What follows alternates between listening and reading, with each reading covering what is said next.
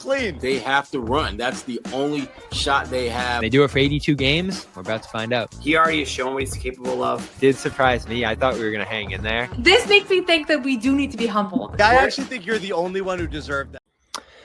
Hey, Barry Manning here. Welcome to the Garden Report after the Celtics lost to the Blazers. Surprising loss here in this one. I felt like just as much as any game on the road trip, Utah's playing a little better. Sacramento, never know what you're going to get there. Clippers starting to string together some wins here. This is not one I saw as a loss, no, and certainly the performance here was a strange one by the standard of what we've seen from this team. I'd call it a disappointing night for sure, what we saw here, particularly with the number of Blazers who were out. Yeah, for sure. This kind of reminds me a little bit of like the Utah game and the Brooklyn game and the ones that when it's all said and done, you know, at the end of the regular season when we're fighting for standings, it's going to be like, that was a bummer that they dropped that one. But it's part of the game. It's part of the ups and downs of a season. And they certainly were in position to win this one. And very strange ending where we saw Jaylen Brown and Derek White just not be on the same page, like 3 or 4 plays in a row and some turnovers. I think they had some really good looks from 3 that just didn't fall. Ugo had a few good ones that I think you like. So like they were right there, but yeah, certainly one of the worst losses of the season. Yeah, for sure, especially considering the number of Blazers who are out here. Drew Holiday misses his 20th straight game, so they don't see the former Celtic in this one. A rest night for Robert Williams, the other former Celtic, along with Jeremy Grant and several more regular contributors to that Blazers team sitting this one out. I did not see this one as a danger zone for this team, but maybe I should have. The defensive effort from them, particularly in the second half, was pretty good. No Scoot Henderson either, who's been out since the early portion of the season. The defense from them, second half, adjusting to Jaylen Brown's monstrous first half there, 27, I believe, before halftime for him. Much better job taking him out of the game, doubling him, getting him off the ball, that sort of thing. The rebounding, a disaster here, and it was much like it was all night. Donovan Clingan put back and one that pretty much slammed the door on the Celtics in this one. He had 18 points, 18 rebounds, 7 offensive rebounds, 15-12, the final number on the offensive glass here. And with foul trouble for Keita, foul trouble for Garza, you ended up with small ball in the second half from Boston in this one. And it gave them an 8-0 run. But, you know, Simons ends this one at -15, mostly minuses across the board off the bench here. So even on a night where the Blazers were thin, you could not beat their bench. They got a +6 from Young Hansen, who's been in the G League for a lot this year. Caleb Love, who I remember from the UNC days. He was awesome. Gave the Celtics 18. City Sissoko was generating steals. It was a surprising result here for a Celtics team that's thrived through depth, effort, intensity. They got beat in those areas tonight. And then some sloppy plays late, obviously, in crunch time. For sure. And I think Scal actually said it at the beginning of the broadcast that this is the kind of game that you might lose. I don't know if you caught that, Bobby, but you look at the schedule, they knew they were facing sub-500 teams for 6 consecutive games. Obviously, they start both of the Indiana games a little bit slow, but come back and recover against really, I think, one of the worst, if not the worst team in the Eastern Conference. And in this one, they get off to a nice start, but yeah, just not a sustained effort. And when guys are out, we know this, right? How many times have we seen it? Opportunities that open up for other players. And tonight it was Love who hit some very timely threes, very timely shots. But in general, I thought the Blazers made enough plays to win, and they were sloppy too. I mean, how many turnovers they finished with? 21, 22? Like they didn't necessarily do enough to put this game away, but the Celtics kind of shot themselves in the foot there on consecutive possessions down the stretch. And I don't know, there's a lot to unpack here. I think obviously a ridiculous Jaylen Brown first half, 27 points for him, and hits the 3 at the halftime buzzer, is talking trash. But sometimes I find that when he gets going, there's been a couple of games like this season where he gets going so much in the first half that other guys don't develop a rhythm. And it's not even like a fault of his, because obviously he hits everything in this game. So it was not anything for, like, he wasn't forcing shots, but he came out in the second half and naturally cooled off a little bit, and they just didn't really have a great flow. But really the defense was more of the problem if I had to pick one thing. Yeah, interesting. I'm going to go offense because I felt like this was a game where, maybe through some strategic effort, the only offense the Celtics got in the first half was from Jaylen. And that carried over into the second half where he gets taken out of it, and they're not able to put up many points on the board after halftime in this game.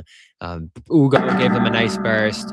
As I mentioned, Walsh ends up in some foul trouble early in this game, picks up 3 quick ones. You got a little bit from Keita on the offensive glass as he navigated some foul troubles of his own. White gave you a 3 in crunch time, but otherwise was 1 for 9 from deep in this one. A solid night for Pritchard, in terms of 3-point shooting. But, look at the bench. You needed a little more from Simons, who got going at certain points here. Mostly nothing from Garza. 1-3 from Hauser late in this game after an 0 for 4 start. Then obviously 0 from Shireman. So, just not enough from the non-Jaylen Celtics in this one. 37 out of 108 coming from Jaylen here. That's comes out to what, like 35% of your points from one player. That has, he's been an important piece for them this year. We've said at times, Noah, that they can't win without him, and they did at Toronto somehow.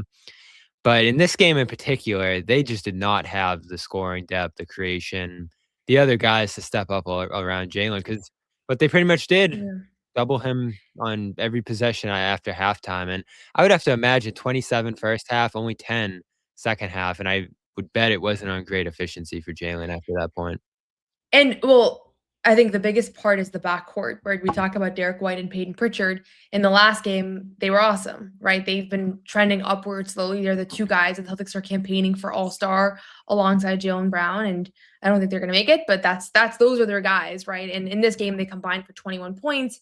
It's just not enough. It's very rarely going to be enough. I thought Derek had one of his kind of quintessential bad games where the mistakes kind of piled up a little bit. He seemed like he was a little bit in his own head. Obviously, some out of character plays down the stretch. The 3 was in character, the 3 to kind of rectify the mistakes. But yeah, you need more than 9 points from Peyton Pritchard. We've talked a little bit about how it's been kind of one really good night and then one more quiet night. And they certainly needed more from him in this one. But yeah, it's just across the board. It's, if your second leading scorer has 13 points, you're not going to win a lot of games that way. Like, you typically need a little bit more of a scoring burst from your players. And they did have some, turnovers have been their thing. They turned the ball over 20 times in this game, right? Like, that's out of character for the Celtics offense that has been historically efficient this season. A big reason why is the turnover and how they've taken such good care of the ball. Not so much tonight. Yeah, 19 is that, or 19, the final number there. That's got to be right up there. Yeah, they took one away. Yeah, 20. I'm seeing 19 here. What's the box score say here? Either way. And Jaylen has 6. The offensive foul was huge. That was a huge call, huge swing. So what'd you think of that one? I don't know. First of all, he's near the league leaders in offensive fouls, and I don't really know why. Like, he obviously has strong takes to the basket, but a lot of times he gets called for the elbow. On that one, I'm like, that's a normal motion. Like, he was going to the basket. If your face is in front of my elbow, like, sorry. I don't know. I didn't think that was even a foul. And then for that to be upgraded to a flagrant, I feel like the flagrant now is just, if there's an elbow to the face, they just call that a flagrant. And that's that. But I feel like I don't see that call a ton on offensive fouls. The elbow, he gets that. Yeah, but turned into a flagrant. I mean, that was definitely an offensive foul. I don't have any doubt. I didn't even think that was an offensive foul. I was with Scal. Yeah, I think when you're in an elbow situation, it's tough, regardless of what the positioning is. But people do it, though. They put their face in front of the person. I mean, I don't know. Maybe you've never been a fan of that. I always complain about this. Yeah, I always complain about that call. So I'm consistent. It's not just Celtics bias. I'm consistent on that complaint, but it might just be It is unfair. a big call in this game, though. You end up going from an and one play potentially there into a 2 free throw situation for Avdia the other direction. He misses both, and then they miss a 3 after that. So still a good opportunity for the Celtics to win this game, even after that call there. It doesn't end up mattering from a points perspective. Just a lost possession for the Celtics there after White had picked up a steal. The killers here, that call aside, given that the Blazers didn't score on those, a Jaylen turnover with a minute to go, a backcourt toss, which was just stunning with a minute 3 left when they were trailing by 2. It's just a possession you can't lose when you're trailing in a game in that manner. You just tossed it back to Jaylen and mindlessly turned it over with a backcourt violation there. And then I don't know what happened on the inbounds play where he threw the ball away with 20 seconds left. At that point, it's still 112, 108 game. You score quick there, maybe get a free throw miss or something. Who knows what could happen down the stretch of this game, but you're just throwing possessions away left and right. And I'd have to imagine, given the rebounding differential in this game, that they lost badly. No, they actually won the shot differential, which is stunning to me. But yeah, down the Find stretch. a way to always win that. Yeah, I mean, they keep the offensive boards pretty close.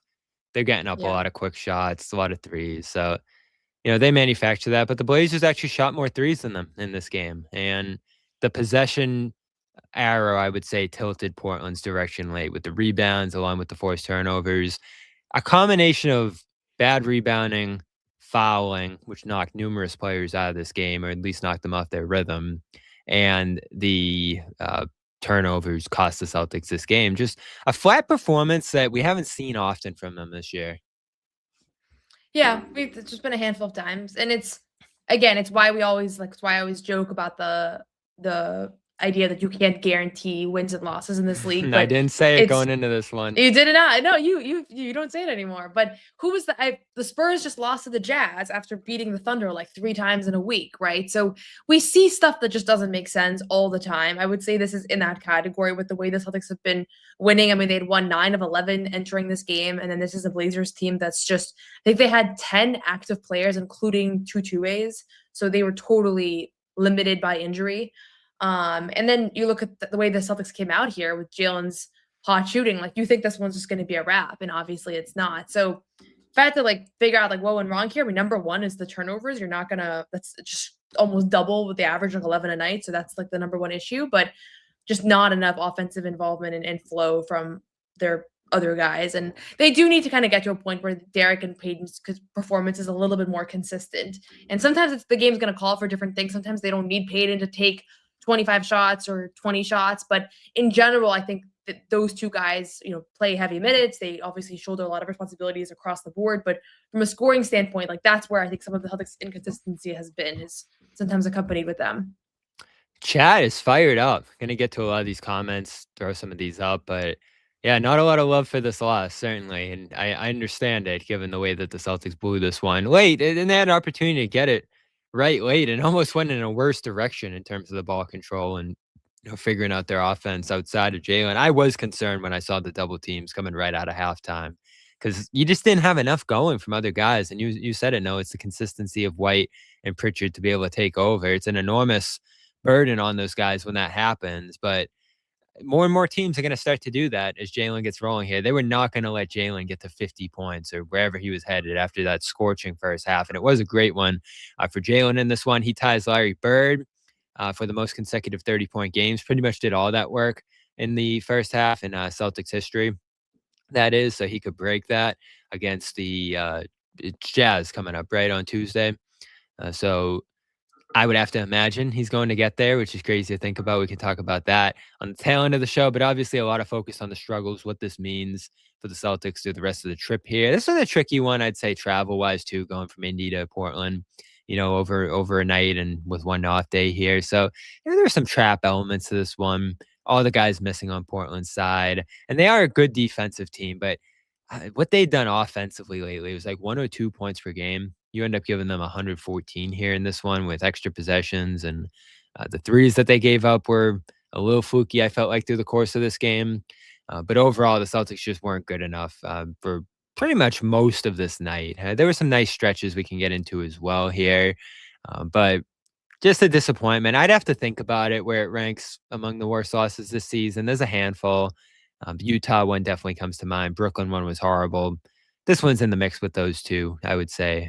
So we'll get into that as well. Want to give a shout out to the network off the bat here, as well as our sponsor Prize Picks.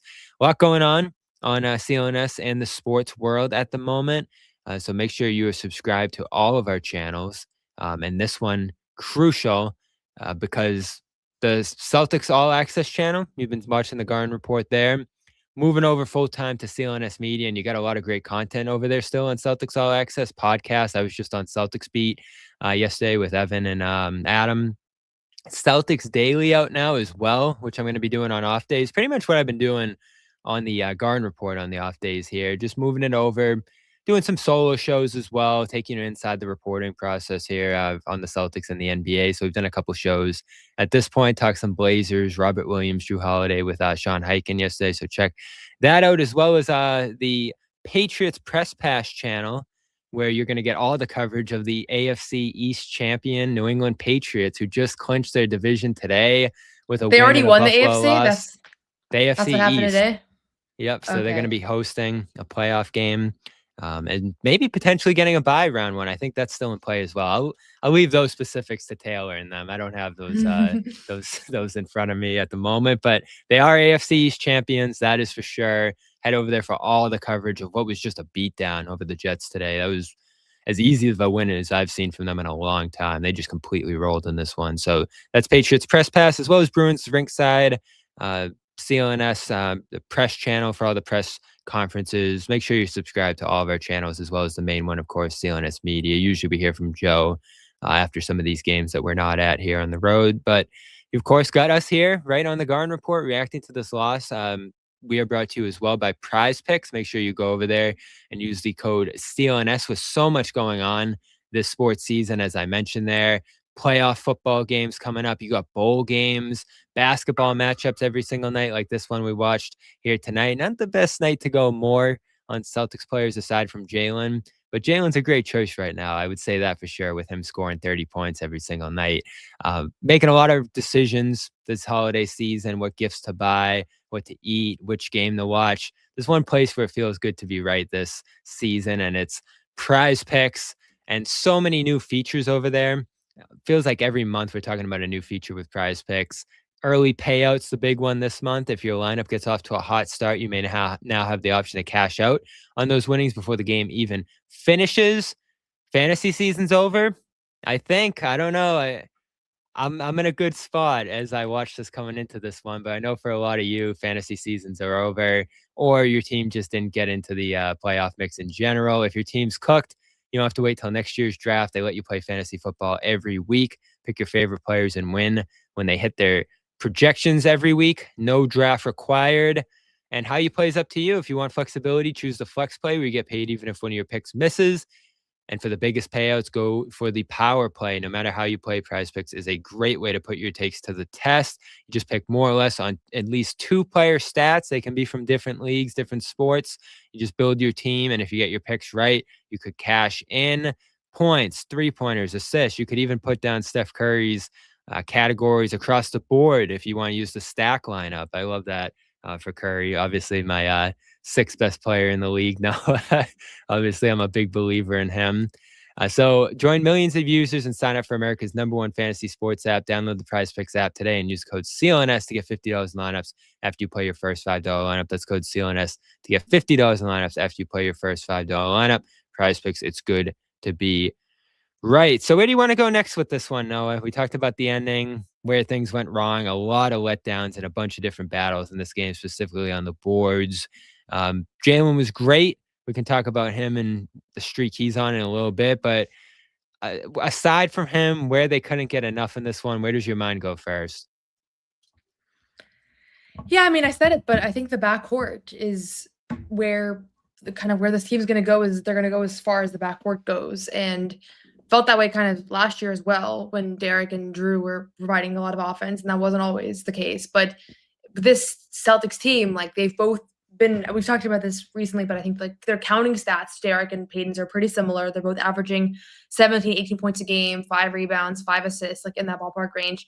Payton's been a little bit more efficient from inside the arc. Derek's been a little more efficient from outside the arc, but it just hasn't been on a nightly basis kind of thing. And when you look at what Jaylen's doing, like he has been the epitome of consistency. You mentioned Prize Picks, like, yeah, pick Jaylen because he's getting you that number every single night. So that to me on the offensive end is just something that we are monitoring kind of throughout the season, is their offensive production. But obviously, like a lot of what went wrong today was the rebounding, the fact that they had to go small. They got some good stuff out of going small. Like Ugo had some big plays. I love seeing Ugo play. I'm never going to complain about more Ugo minutes because I think it's a good thing for now and for the long term. But then maybe the deciding play was Donovan Klingon's offensive putback. So yeah, there's a lot of stuff to discuss, but I think it starts with the backcourt and the fact that you're not getting consistent enough production. And it's just one game. So it's not like it's like a massive problem. But a lot of times when you look at the losses, it's like they didn't get enough from Derek and Payton combined. For sure. I think that's where you look at this one, certainly. And Simons, too. I mean, there were stretches in this game where I feel like he could have gotten them going. There was a nice 3-point foul he drew that tied the game in the second half. They went on an 8-0 run when they went with him in small ball. And you did see the return of small ball in this one with the bench unit. They tried going with like a Hauser, Shireman, Ugo group with Simons and either Pritchard or White, one of the two, in the second half there. Obviously, things went away from them in that group after that initial run as well. They got back into the game, kept it tied, one possession game for a lot of the second half, but they just couldn't generate enough offense consistently in this one. And then the rebounds killed them on the defensive side of the ball. This was obviously Anthony's game return rather to Portland, got the video tribute, all that. I felt like this could have been a big spot for him to break out, have a huge game, revenge game per se. But as we've talked about, that just hasn't been where he's at this season. It's the 10 to 15 points, a little bit less efficiency of late. I know we've talked about him being the best plus minus player in the league in this month, Noah, but the efficiency for him hasn't been great when I looked at it coming into tonight. I think like 28% from three this month, below 40% from the field this month as well. So I don't know, we've had this discussion for a lot of this season. Pritchard, White couldn't get it done in this game consistently. And you'd love to have Simons there as a counter to that, another avenue you could go to. They tried it, and it worked for a minute, and then it just dipped again. And physically, this was a game where he wasn't going to be super competitive. It blew me away a little bit just how physically imposing the Blazers were, clinging most among them. Well, that's what made them so fun. I loved this Blazers team early in the season. They just fell off completely with Jrue Holiday going down. Like, he hurt his calf November 14th, and they've been on a downward spiral since. I pinned this stat because I didn't know it, but it definitely matches the eye test. The Celtics are 0-7 when Payton and Derek don't combine for a collective 25 points. So I think that does kind of capture a lot of where when they lose, this is a common theme. And as for Simons, I feel like he's improved a lot on the defensive end, and that was my biggest, like, I feel like that's what I've been watching more than anything else, because we know that he can score. Early in the season, he was scoring more efficiently. I think he was scoring more efficiently than Derek or Payton by a significant amount, especially from three. But defensively, what he was giving up was, I think, why he was struggling to stay on the court for extended stretches. Of late, I've been more impressed with him on that end. Even a couple plays in transition today that he salvaged, that I don't know if Anthony Simons of October would have made those same plays. But as you mentioned, his shooting has been on a little bit of a downturn, which I just use a slump. I don't think it's anything that dramatic. But now when you look at the numbers, he's actually not more efficient than Payton anymore. For the most part, I have to look at the most latest numbers. But from what I looked at like yesterday, it seemed like they were in the same ballpark range as far as efficiency goes. So the edge that he had in that department has been a little bit minimized. So again, I don't like the whole like Payton versus Anthony discussion. I think we've smartly moved away from that as a Garden Report community, but in general, that is certainly not ideal for him. That part of his game has made a little bit of a leap. Like, he's struggling a little bit more on the offensive end. And yeah, it is closer than I would have guessed. Guys. Yeah, who's more efficient now? Do you have the numbers in front of you? 44-5 for Pritchard, 42-8 for Simons. Simons is dipped. He was over 40 from 3-2 at the start of the season. Now he's down to 36-8. Pritchard obviously 33-5 from three as he tries to find that shot. But yeah, you're not getting a lot of three-point shooting out of that backcourt period, especially this month. And it's so strange. It's like the mystery of this team. They haven't shot well from three for a lot of this year. The backcourt hasn't shot well from three for most of the year. And I know Simons had the strong start to the year, but they're number one in offense this month. Probably fell below Denver tonight, I would imagine. And they're like the third most efficient offense in NBA history per Sean Grandy, which I know that skews towards like the last year or two with the way offenses are going, but still, like, that's just crazy. So they're finding ways. I was just hoping, you mentioned like both of these guys had homecoming performances. Anthony back playing in Portland, where he spent his entire career up until this year. Payton Pritchard, he's from Portland, right? So I was hoping at least one of those guys was going to have like an awesome night. You know, they have a lot of people in attendance, a lot of people they know. Sometimes that goes the reverse way. Sam Hauser had a terrible game versus Milwaukee. He's from Wisconsin. He was like 0 of 10 in that game. So sometimes there's a little bit of extra pressure when you want to show out. So maybe that in this case, it hurt them a little bit. I like that they're asking Scal about his revenge/return game. Did they? I missed that. Did he Yeah, have one? I mean, he would have gone back to New Jersey, right? And then Boston with Chicago, maybe. But I don't remember the revenge games from Yeah. Scal. Those ones aren't up there with me. And obviously, we'll get to in a little bit. Bummer that Drew Holiday can't go in this one. Robert Williams, just brutal. And I'm gonna if John's not here, so I'll do it for him. Back to back, he's healthy last game. Maybe he He didn't want gets to. through the night. Maybe, right? Like he's definitely the speaking of video tribute, the return for him to Boston was modest a couple years ago. Brief moment for him and Brogdon that night. Rob certainly didn't play because he still hasn't played against Boston after tonight. And he misses this one on back-to-back rest, and they put it on the front half because they're playing Dallas tomorrow, I guess. That's tough. And, they're in Boston later this month, I think on like the 26th or something. So hopefully he'll be able to play in that one. He's playing decent this year. I know Heiken has had, rave reviews for how he's performed this year, healthy again and back consistently for the most part, but they're not playing him on back-to-backs. For some reason, they chose the Celtics one here, which I was really bummed about. Yeah, that's a bummer. I can't believe he still hasn't played against them. It almost feels like Marcus is the same way. Marcus had, I think, one game against the Celtics since he got traded. So yeah, just a bummer that he's not available. It's a bummer just in general. A lot of the guys the Celtics have traded in recent years are just not healthy. And obviously that's like, I guess it's good from like an asset management standpoint that they're not in the Celtics anymore, but it just sucks. Like Porzingis being out with illness, Robert Williams seems like it's been in and out. Drew missed like 16 straight games. It's just been a theme, I think, since over the last couple of years. It's like a curse to leave Boston. Or maybe that's why you left. I don't know. Yeah, I mean, I'm glad he's back on the court in general, but it's a stunning lack of games that he's played since the trade there. And it's so weird, too, that these guys were traded for each other and now are teammates out there in Portland. And it's been a bizarre couple of years for that team. Ownership change, coach arrested, as well as these moves and Damian Lillard being back there. I had optimism about the Blazers, too, coming into this year, and they've just been way too hurt. Offense struggled too much, missing key contributors. But Drew was great when he was playing, and hopefully he'll be back for the Boston game in a couple of weeks here because he has now missed 20 straight games with the calf, which is not how they want that trade to go. And, as we're talking Simons here, probably a edge for the Celtics in this deal so far. I mean, he's been available. He hasn't missed a game. Yeah. Availability is the biggest thing. I mean, at the end of the day, Drew was awesome in those games, but he hasn't. It's not his fault, right?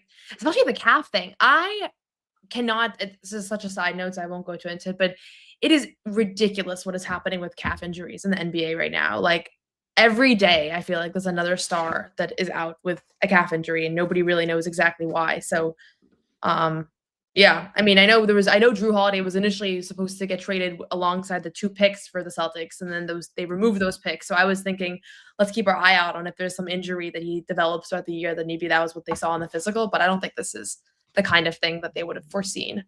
But yeah, Halves the calf at thing. the moment, Yeah, around the league. Larry Nance, Brandon Williams, every day. Şengün. Every time I with the click on my calf now. Shams notification, it's just calf injury. Ben Shepherd, Jock Landale, Ty Jerome, Brandon Clark. I thought Ja was dealing with one too. Yeah, there's all calves. You have a Gary list Trent. somewhere? It's on ESPN or something? Yeah, the injury reports. Oh, I thought you just were rattling off the calf injuries off the top of your head. I was like, damn, okay. Some of us did a little more research. I'm like, the vibes of the calves. It's just a lot. And Keegan Murray, too, who's going to miss that game next week against the Celtics. He just went down as well. And there's more. Wembanyama was dealing with it for a while. We have Keegan Murray at home. We saw it today. Yeah, so there's calf talk. There's Blazers talk. Yeah, I'm bummed. There's always like, this is the NBA now. It kind of stinks. Every single night there's an injury reason in particular that a game you were excited about ends up being a bit of a bummer. And obviously Celtics lose this one too. Took a lot of air out of, could have been an interesting game. Another Pritchard homecoming that, didn't go the way he would have wanted it to. And this is their first loss there. I was listening to Grandy for a little bit of this game since like 2019, I believe. In Portland, they've won every game since then on the road against the Blazers. So that streak comes to an end here. A winning streak comes to the end for the Celtics as well. They had 4 in a row coming into this one, right? So a bunch to talk about still from this one. Jaylen was great. Ugo had a flash again. He emerged from that group of the, hustling fours, defensive players that they've rotated at that spot. Center, tough one for those guys in this game, despite some flashes from Kada. So we'll get to all of that in a second here. I do want to do another read. Also grab the super chat. You can give us a super chat if you're feeling the performance that we're doing here on the Garden Report. And this guy certainly is. Tough loss. But you guys still look great breaking it down. Thank you. I can't get this up for some reason. You can toss that up, Bailey. Go ahead. But yeah, appreciate that. There it is. Shout out to my guy here. Canceled Roman.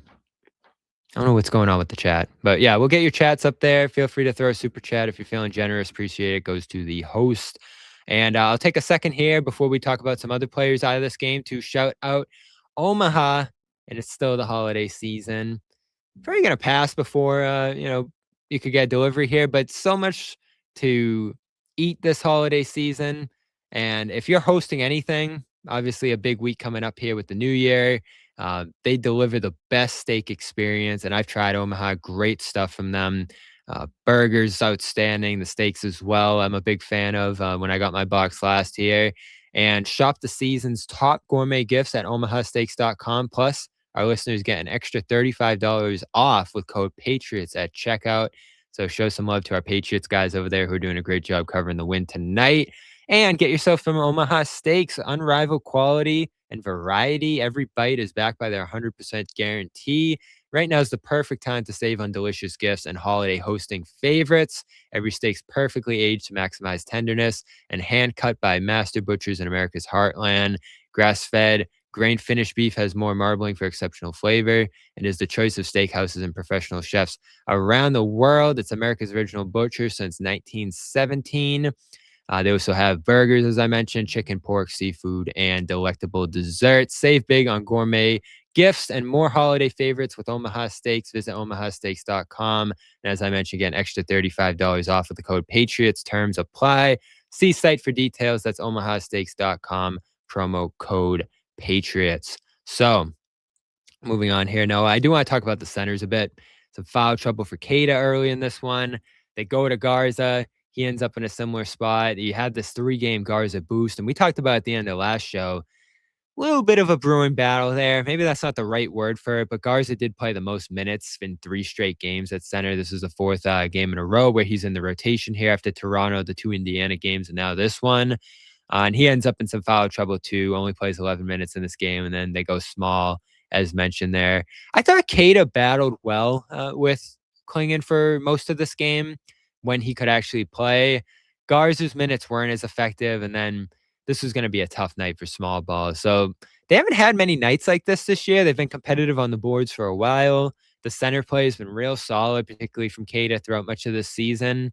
But this was a game where they lost pretty decisively at that position. I felt like Klingon was just unstoppable.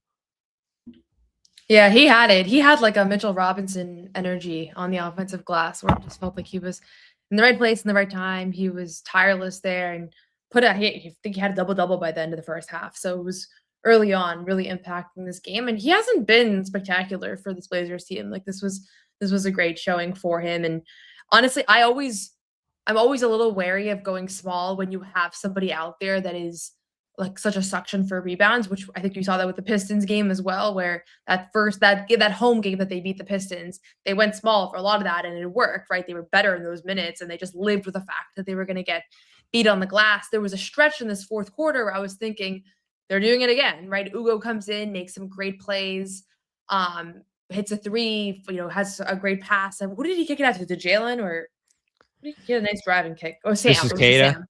No, Ugo. So Ugo, he had yep. a stretch of plays where I was like, you know what? Going small was the right move. And then naturally, maybe the most decisive play of the game is the Donovan Klingon putback, which kind of just puts this one out of reach. So I don't know if it was the right or wrong move. I didn't dislike Kada's minutes. I would have been fine seeing him play a little bit longer. And we haven't mentioned There was some this of yet. that in the chat. I felt like that they want to see him specifically down the stretch. And I do believe they subbed him out one of the final possessions of the game and just went small for the final handful of possessions there. I'm going to double check that.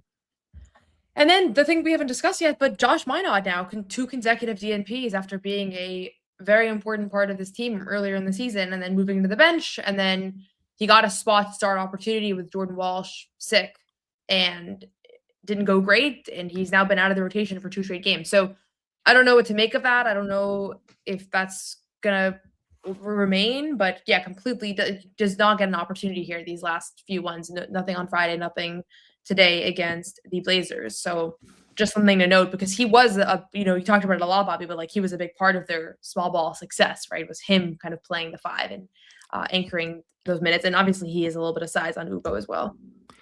Yeah, and I liked what Ugo did in this game. I did just double check. 3:22 left. They did replace Keita with Hauser, and then you close with Hauser, Brown, Ugo, White, and Pritchard alongside Brown. So they go small to close this one, move Ugo over to center essentially, and who's boxing out Klingon on the 3-point play that made it a 4-point game with 22 seconds left. Ugo. So I don't love that decision either down the stretch. I think Keita had 5 fouls, but obviously with 3 minutes left, you could probably just live with that. And then if he fouls out, go small. Jaylen, 5 fouls in this one too. A lot of fouls on the Celtics in this game. And I feel like their aggressiveness has suited them well at times this year. And they've obviously been willing to foul, to force turnovers, to play aggressive, to try to get away with some stuff. But this is a game where they were all over and it blew up in their face a little bit.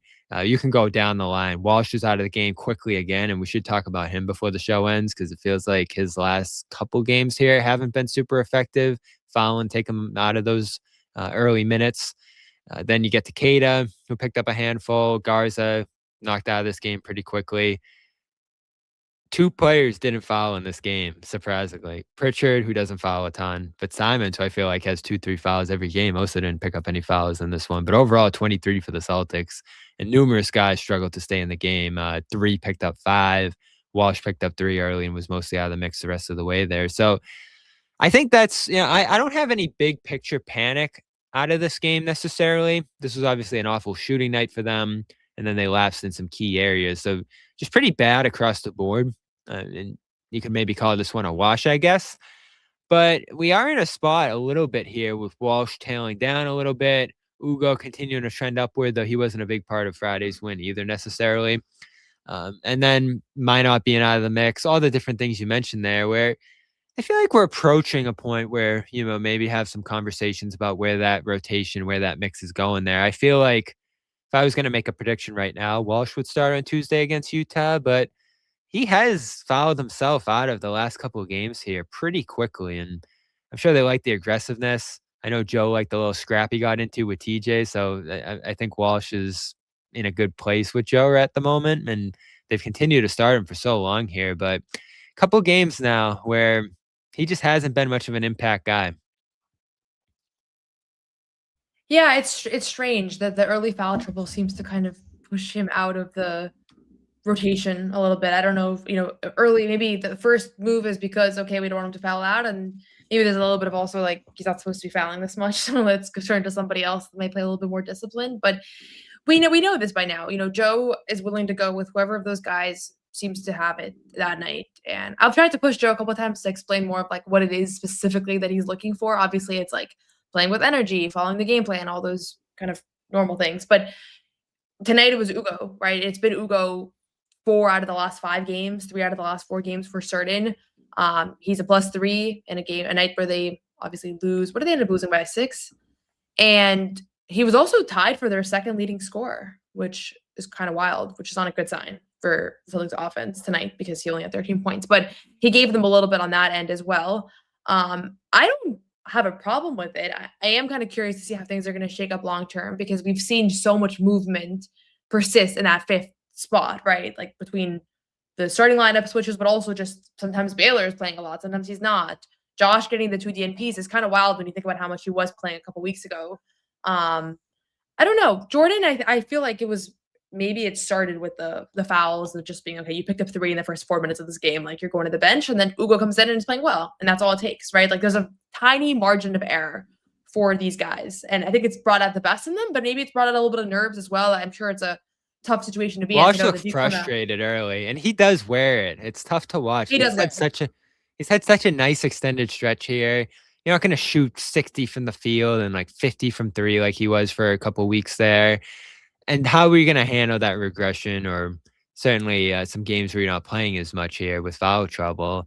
You'd like to see him take it in stride a little bit. And I'm sure the intensity helps him, and that's part of what makes him effective and great at times. But it is tough to watch him pick up that third foul in the first here and just look like he was ready to fall over, devastated. And you can get back out there. You can have a great game the next game. I would like to see him handle that a little better, because that's the biggest reason I have a concern about potentially moving him to the bench. Is I don't know how he would handle it per se. Like that would, to me, I don't want to speak for him necessarily, but just knowing him, I feel like that would be tough for him, given what he's accomplished the last handful of weeks here. And Joe's talked about it too, having to handle different guys different ways here. I know you don't always put a ton of stock into the lineup rotation starter thing here, but they've tinkered with it a bunch. And we've said with Walsh, like, it's not going to necessarily last forever here. And the more Ugo pushes, the more of a part of he is of the offense, and even some of the defensive game plans that they've had here. I just feel like we are on the verge of, even for one game, potentially seeing that flip. And he was out on Saturday. Crazy to think that Minot replaces him in that game last Saturday against Toronto. And then he's pretty much out of the mix from that point on. So this thing has fluctuated so much, but the one constant has been for a little while now, I'd say over a month, while starting at that 4 spot. Do you think that's going to continue to last?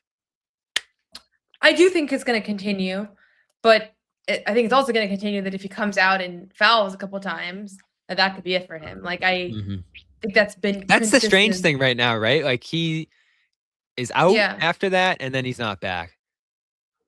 Yeah. And I don't know, maybe Ugo comes in. If Ugo comes in and isn't playing great, then maybe Jordan comes right back in and it doesn't impact his rotation. But a lot of these guys' performances are tied to what the other guys do on the floor. And that's why it's been, I mentioned this, but I wrote a story about Baylor and Ugo's friendship and how happy they are for one another, because it's kind of remarkable considering you are literally, if the guy that comes in for you is playing well, like, you might be done for the night. That's just been the nature of how this rotational thing has gone. And the key for Joe and the key for this team is to just be happy for one another and to be self-driven. And if it doesn't work, if it's not your night, it's not your night, and you're not going to go and sulk, right? Because it's going to be a couple of different guys' night every night, and it's going to be a couple guys that are walking away frustrated. And tonight, Jordan, certainly, I'm sure he's frustrated. He played less than 10 minutes in this game. But I do think that Jordan is going to I think he's proven himself enough. He's guarded such a variety of guys. He's done a lot of well on the offensive end. Joe has really praised him post-game too, which that means a lot, that Joe's willing to come out and say, this guy's been playing really well. He bites his tongue on those most of the time historically. I think he has a little bit of a leash here to have a couple games where maybe he's not playing his best and to still have that starting spot. And at the end of the day, Ugo is a rookie, so I don't think there's as much urgency to get him in that starting spot right away. It feels kind of inevitable that eventually he's going to be starting on this team, but a couple more months off the bench, I'm sure he'll be fine. You're muted, Bobby. I do want to talk a little bit more about Ugo's performance here, as well as the Walsh situation coming out of this game. I think that's an interesting discussion as we go forward. Let us know what you think in the chat here. But we should mention Jaylen's performance here and what he did in this one, what didn't go right after halftime necessarily when they started doubling him, and just how that impacted things overall for them in this game. I am going to jump for 1 minute, Noah, because I got to grab my charger, but I'll let you start the Jaylen monologue. I mean, who better? Yeah, I mean, listen, I'm always having a monologue, but the thing that's impressed me so much about Jaylen Brown this season is kind of the inverse of what we've talked about when it comes to Derek and Peyton and really the rest of the roster. It's that he just does it every single night. And he did have a couple plays down the stretch. Him and Derek had some miscommunications that were actually out of character. And I saw earlier in the chat somebody saying, like, I hope this isn't a rift between them. It's not up or anything personal, but I think there was some frustration around like positioning and angles of some passes and picks. And he wanted Derek to get out of a play earlier than he did. And it happens. And it's better to happen in December against the Blazers than in the playoffs, right? Like, these are good reps and good opportunities for them to kind of work through that. But the reality is Jaylen Brown once again hits the 30-point mark. He almost did it in the first half. It's now 9 straight games with him eclipsing that mark. And it's the most in Celtics franchise history, right? Tied with Larry Bird. He'll probably break it on Tuesday against the Utah Jazz with the way things have been going. And before that, he had a triple-double, then he had 4 straight games as well. So it's just, I don't know. I know we had a lot of discussion around what he's capable of. We've spent so much time this season talking about how great he's been that it's hard to find new ways to talk about it. But I do keep having this feeling of like we talked about him as like a trade. I mean, not so much me and you, Bobby, but like it was a discussion in the broader media fan conversation is like, should they even keep him entering next season? And here we are now. It's like he's legitimately one of the best players in the NBA. So just amazing how much he's kind of shut down that conversation. And I'm really excited to see what this version of Jaylen looks like alongside Tatum, alongside some of these new young pieces. Like the future looks really good for the Celtics, and it looked really dire there last spring after the Achilles rupture, and knowing that they were going to trade a bunch of players away, and things have played out really well. And he's kind of at the centerpiece of all that. Yeah, and I love it's ridiculous what he did in that first half. I think he started like 6 for 7, pouring in mid-range shots again. We talked about the 9 for 13 last game, outside the paint, the 2-pointers that he hit in droves to beat Indiana through the historic second quarter that they had, and then the third quarter, which was pretty great too in that game on Friday. And this one, same deal to start the first half, and it just got to the point where it was silly. And then the heave at the end right before halftime, I think they're up 6 at that point. You're just feeling great about this game and great about him. 10 more free throws in this one, 4 assists to 5 turnovers. Not great, obviously, coming off a turnover played game on Friday as well. But the scoring you're going to take. And then in the second half, you saw the doubles. And I was thinking, like, when they started to do that, pretty quickly there into the third quarter, I feel like he hasn't seen a ton of super aggressive coverages this year. And I'd have to imagine that's for a couple of reasons. One, the 3-point shooting. You don't want to give up threes to Boston. You don't want to get in rotation against them, even with the downturn in shooting that they've had this year. 2, the fact that you're still kind of figuring out how you want to guard the Celtics without Tatum. Brown's not a guy in the past, obviously, with Tatum available, that you're necessarily going to be throwing more aggressive coverages at. And then this game, obviously, it helped Portland that they had the big rim protector and Klingon, so he could pretty much handle that. And they could throw some of the aggressive coverages at Brown on the perimeter and be pretty much all set, at least in terms of slowing him. And I'll have to go back and watch the second half. Obviously, 10 points. He saw that extra pressure. Was there anything else that stood out to you from him after halftime that slowed him down or slowed the offense in general? He had a couple of shots that were just to spot, perfect looks, and that I think just kind of rattled out. I do think Tamari, I always mispronounce his name. Kamara, is that right? Tamani Kamara, yeah. I put you on the hot seat. But I do think that he came out of halftime a little bit motivated after Jaylen dropped 27 on him and upped the pressure a little bit. Obviously, they double him a little bit more than they have in recent days. But in general, I thought he missed some easy looks. And at the end of the day, he still finished with 10 points in that second half, finished the game 14 of 24 from the field. So that wasn't really the problem. It was really the last couple of plays that were bizarre, right? There was the one where Derek was coming over to set the pick for him. Then Jaylen loses the ball. And it looked like, from what we saw in the broadcast, it looked like Jaylen was telling Derek to just go, right? Scal was kind of play by playing that. And then the next one, I think Derek was almost overcompensating a little bit, and that was the half-court violation. So I don't read too much into those possessions. The turnover thing is going to be his weakness, right? He's the only guy in the team that averages more than a handful of turnovers a game. I think he's at like 3 point something on the season. But I think you'll live with it, right? It's like the one thing that he hasn't been perfect at this season. On average, he's almost getting one offensive foul per game. So that's one. That's kind of a dead ball, one that you'll live with. And I don't know. Obviously, that's going to be the part of his game that he continues to work on. But for the most part, I thought that he was really in control in this game. And hopefully he does see more coverages and different kinds of coverages, because there's been a lot of, throughout this 9-game stretch, he's seen a lot of single coverage considering how efficient That's what I was been. thinking. I want to see him deal with all the different kinds of coverages, because that's better for him to see now, right? Then all of a sudden they go and they face the Knicks in a playoff series or the Pistons, or whoever it might be, and then he's being guarded completely differently than he's been guarded all season. Like, you're better off seeing that stuff now. Obviously, has a ton of experience, right? He's been in the league for almost a decade now, but I would like to see teams mix it up on him a little bit more, because that's how he's going to be prepared for the moments where it matters most. And you saw a little bit of that from the Blazers in the second half. Yeah, and as we get to the end of December here, White 44 from the field, up to 40 from 3, even after this game. So he's gotten going here over the last month or so. Pritchard still struggling. Tough month for Simon shooting the ball. Hauser, it was rough for him up until the last couple of games there where he just went on an explosion. So tough to read his numbers because they've been astronomical for a couple of games, and he struggled at other points too here. Ugo, I think the test for him in extended minutes is going to be hitting those threes because teams are going to play off him a little bit at 32% from three. And he obviously had a couple misses here in this game. A big shot, nice play down the stretch. I'm not going to get on Ugo too much for this one because he was the best of all the guys at that position by far in this one. And then Shireman, who's only 25% from three in this game, gave them a nice burst of minutes early in this one, but wasn't a factor late.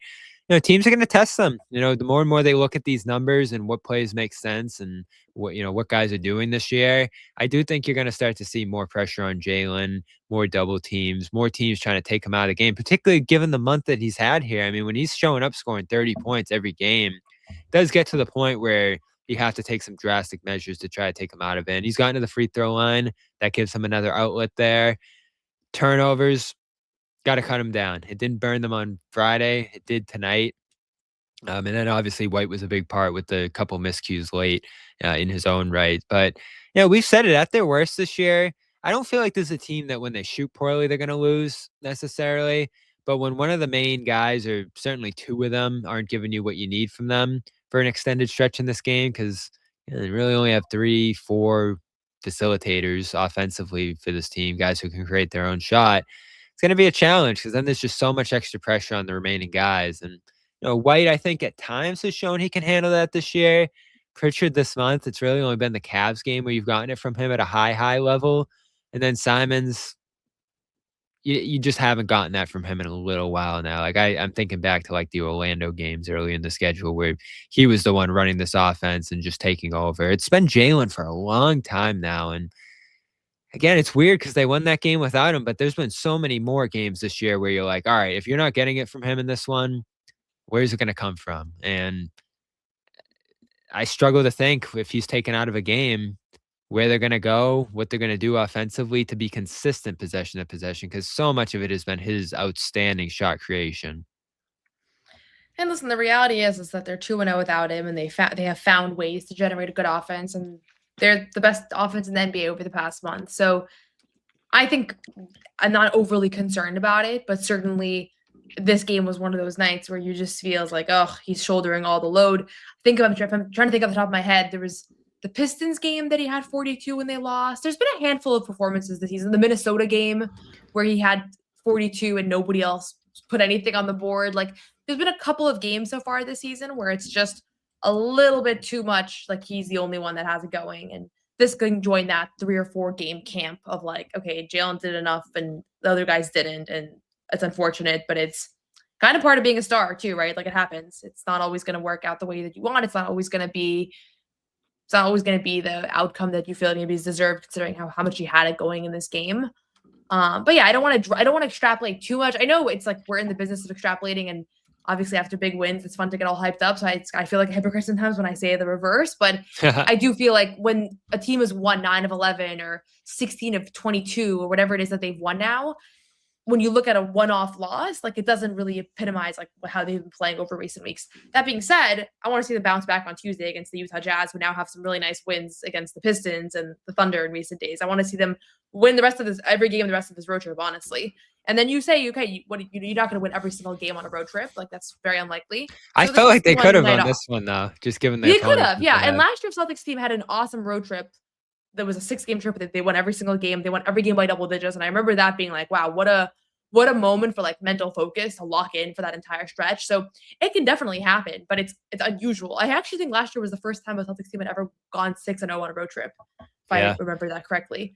So yeah, you had those long ones last year. You don't quite have those this year. This is the longest one of the year, and it's just a 5-game trip. So yeah. So it's a 1-1 start. It's like the holidays. Yeah, 1-1. Yep, they got Utah, who beat them early in the season. Sacramento, who last I looked was second worst in defensive rebounding, even worse than the Celtics. So that feels like a good night, barring a Russ explosion or some of the other guys that are on that team, DeRozan. And then LA Clippers is going to be interesting as well. No Zubac. Brook hit 9 threes the other night against Portland. So yeah, those teams are all in a weird place at the moment where I like what the Jazz are doing. Keontae George has gone crazy for a lot of this season and just led a big win over Detroit, actually, the best team in the East. So he's been awesome. Yeah, some weird stuff's happened over this road trip here. And obviously the next up is Utah. Want to throw a super chat up here from our guy, Derek, on to the next. Celtics, still one of the best teams. Love checking in with the postgame show. Fun stream as always. He'll be at the Utah game. That's going to be a nice one for them to bounce back from. That was a rough loss earlier this year. The call Don't at let the end Derek was really down, frustrating. Celtics.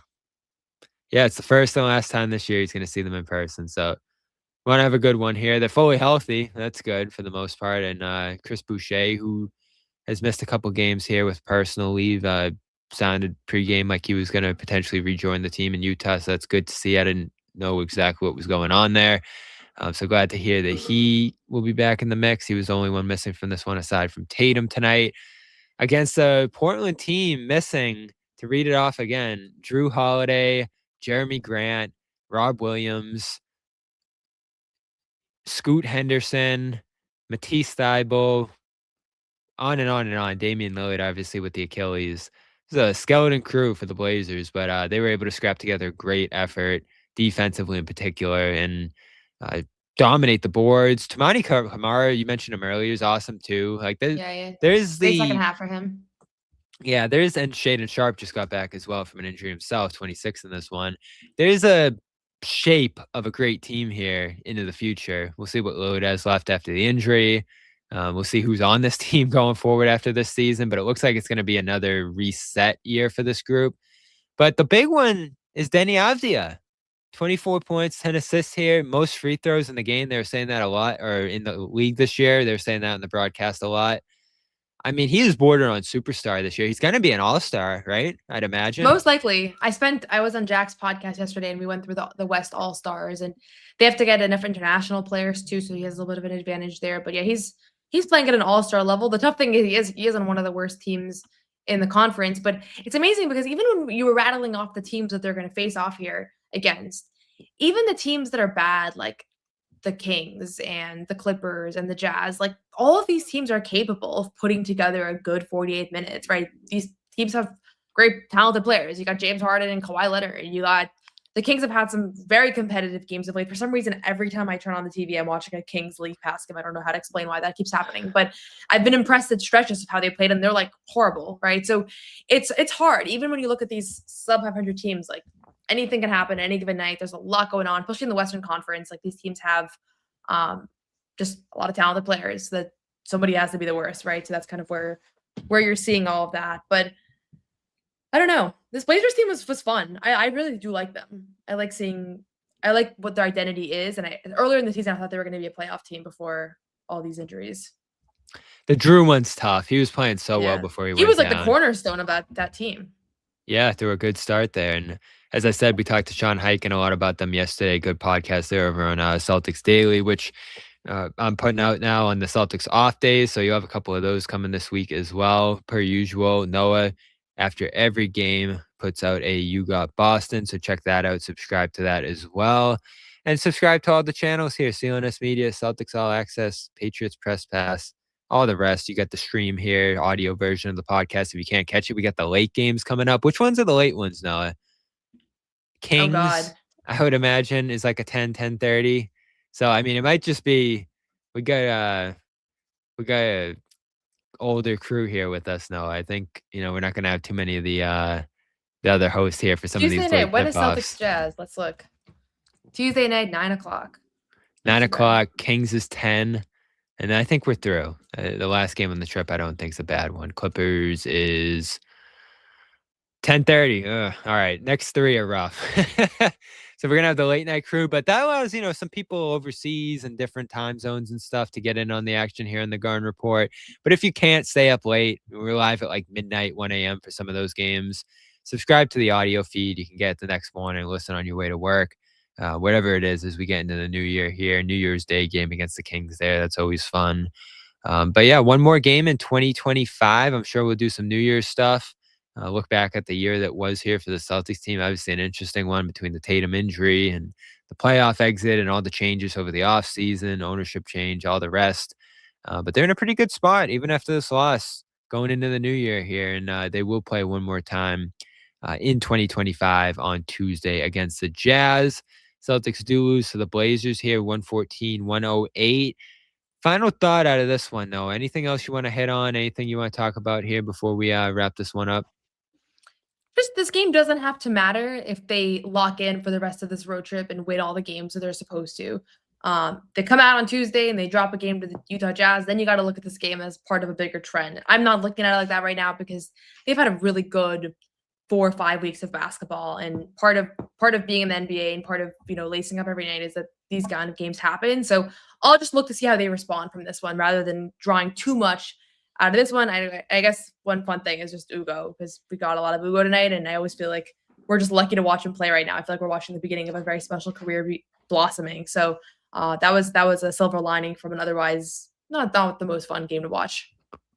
Yeah, a couple encouraging plays from him down the stretch. We've gotten into a mode this year, and we're gonna have to continue to talk about this of like how much does it matter to win every single game? Yeah. How much does it matter to go as far as you can? I feel like this now season? we're on the train of like every game matters because we're kind of buying into this team. Yeah, the chat's pissed. Yeah. Yeah. This is like remember when the chat was happy after losses? Yeah, there's no early in more the tank. season? There's no more No woohoo tank. lottery, all that. They're too far away at this point. It seems too unrealistic. So everyone's in. Everyone understands that they're going for it here. But I think the bigger factor still than wins and losses is seeing some strides like these. Seeing Hugo go through a crunch time like this. Seeing him get to play center. I mean, a lot of stuff here that he's experiencing year one that we never would have imagined. And there were 2 great plays down the stretch, down 6. A drive and kick to cut it to 3. And then a 3 himself spotting up uncovered that tied this game late. And so I know he missed a couple others. I know that, there's probably a couple plays you want to see him improve on through the course of a game like this. But off the bench, thrown to the rotation, not knowing what you're getting on any given night in terms of minutes. And he goes to go for 30 in a physical game like this, play center down the stretch against Klingon. I just continue to be thoroughly impressed night in, night out. A couple silver linings from this one, obviously, Jaylen's early performance and that continued progress from him through this December seems to just keep leveling up. But the Ugo thing here, I'm ready to say it. I see him starting sometime over the next week here. I think that's the kind of Next momentum. week, I think okay. that's the push he's on right now. And I think, Walsh has to play better. Like I said it with Garza and Keita. I know I got a little bit of heat from it, but these are all open competitions. Jaylen, White aside, even Pritchard, I feel like to some degrees, and we saw it against the Heat, able to lose his spot through the flow of a game if he's not playing great and someone else is. Feel the same way for Garza and Keita. Feel the same way for Ugo, Walsh, Minot, who's not playing right now and could easily again at some point. Like, we've been on an extended stretch of this rotation looking pretty stable, typical night to night. But, you start losing some games. You start playing a little more poorly in rotation. This was a weird one because the starts have killed them of late. This was more the bench and the second unit that lost them some key minutes in this one. But I love what Ugo's doing right now. We'll see. It's just a couple games from Walsh where he's been down. I want to pull up his last handful of games, though. It was the last Walsh good game at this point. Was it last Monday? Was that before he was sick? Yeah, since he's been sick, not a ton from him. Toronto was the game that he was benched in the second half, and then Joe made Indy clear afterwards. Yeah, so I mixed those two up. Indy on Monday, he sits out and Minot gets a spot start there before Ugo finished that game. And then Friday, he comes back, 19 minutes, 3 points, just 2 shots. Tonight, 10 minutes, 5 points, 3 shots. So, I don't know, lingering illness still. Obviously, it was foul trouble that actually knocked him out of this game. Worth wondering there, but 4 games in a row, or, well, we missed one of them. 3 games now, and if you go back 5 in single digits, his last 5, 0 against Toronto in that first half, obviously was sick. Misses a game. 3 on Friday, 5 tonight. Ugo's playing better than him right now. Walsh's last good game was that Bucks one, or great game, I'll say. So, I don't know. Yeah, we'll see how it pans out. I don't want to look. I think with those guys, it's going to be a lot of this. It's going to be some highs and lows as he kind of has growing pains of really becoming the player that he wants to be. But he's trended in the right direction. And honestly, I didn't even think he was terrible tonight. It was just he picks up some early fouls and he was out Ugo of it. comes in and just Ugo comes in and you're not going to take him out. Like, that's the thing. We already know this about Joe, that if Ugo's playing well, Joe will play him for 20 consecutive the entire minutes, right? game. We've seen that, right? So same thing here tonight. Ugo has it. He leaves him out there. He finds a way to kind of let him make plays. And the other night, Ugo came in and didn't do anything spectacular, and Joe had him play 12 minutes, right? So we'll see how it goes. I don't want to worry about it too much, but I'm sure we'll continue to see that position change a little bit. And in an ideal world, there's minutes for both of them, right? Like I'd like to see both of them play, 25 minutes a night. It just hasn't really panned out that way. It's very rare that it's been. There's been trade-off between the two. Yeah, it's been either one of them's playing 35, the other one's been playing very little. So I don't know if that's a rhythm and a flow thing, but yeah, it's just been kind of the nature of how it's panned out so far this season. Well, I talk in the chat tonight. Love it. Love everybody showing out for the show here. Obviously, bunch of content coming this week on our Celtics All Access channel. Like I mentioned, we started the Celtics Daily show that's coming out now on our off days here. Same guests, same great content over there. Noah's got You Got Boston tonight. More thoughts on this one. What's going to be the theme tonight, Noah, coming out of this one? I can't say. I got to have people go watch the episode. But Okay. we'll talk about some positive takeaways from this game and just the season in general. We might zoom out a little because honestly, I don't know that I can do another 30 minutes on this game. Last You Got Boston of the year. Let's do a little end of the year. But yeah, check that out. That episode will be out in the morning. Of course, we'll talk some of that on Tuesday as well after Celtics Jazz. Interesting game. I want to take a longer look at what the Jazz are doing of late after we get off the air here. And they are fun. It's a tough home crowd, tough building the play in, marketing's tough, Keontae George, all that. They're another physical big team, so I'm interested to see how the Celtics counteract that. And I've said it for a while now, Will Hardy coaches as well against them for obvious reasons as any coach in the league. So that was a tough loss earlier this year. Celtics going to try to bounce back from that. That is at 9 o'clock on Tuesday, you said? So we will 9 o'clock Eastern. Yeah, so we will certainly be there after this one. Again, if you can't get the show live, subscribe to the audio feed. Quick shout out to our sponsors, Prize Picks. Go over there, use the code CLNS to get $50 in lineups after you play your first $5 lineup. Still another week of football coming up. Bowl games going on, basketball as well. So again, use that code CLNS for your lineup and use the code Patriots at checkout to get $35 off your order at omahasteaks.com. Terms apply. And that is it for us here tonight. Celtics lose a stunner to the Blazers. Did not expect to see this one coming, especially after the first half lead. Jaylen playing the way he did. They squander it late, couple key turnovers, missed shots throughout, and poor performances in the front court against Donovan Clingan. And Celtics lose against a undermanned Blazers team. Let us know in the chat below. Was this the worst loss of the year? It's definitely up there. But some positives from this one, too, from Jaylen and Ugo. So we will be back on Tuesday for Noah Dalzell. I'm Bobby Manning. Check out the channel for all the content throughout the week here. Happy New Year for those of you we don't see before the last day of 2025 here. And we will be back after Celtics Jazz on Tuesday. Talk to you then. Peace.